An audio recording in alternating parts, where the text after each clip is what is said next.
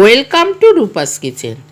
আজকে বুধবার। আজকে আমার লাঞ্চ থালিতে রয়েছে ভাত, কাঁচা লঙ্কা, মেথি শাক, বেগুন দিয়ে করেছি, আর আছে চিতল মাছের মুইঠা করেছিলাম, আর সেই কাঁটাটা দিয়ে করেছি কাঁটা চচ্চড়ি। বেগুন দিয়ে রাঁধুনি, আদা বাটা, কাঁচা লঙ্কা, নুন, হলুদ দিয়ে ভাজা ভাজা করেছি।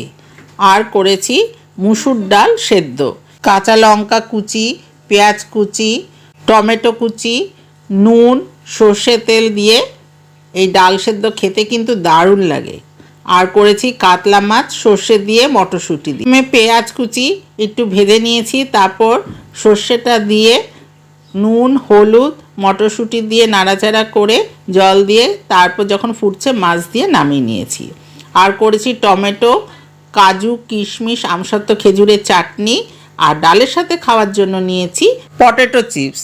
Thanks for watching.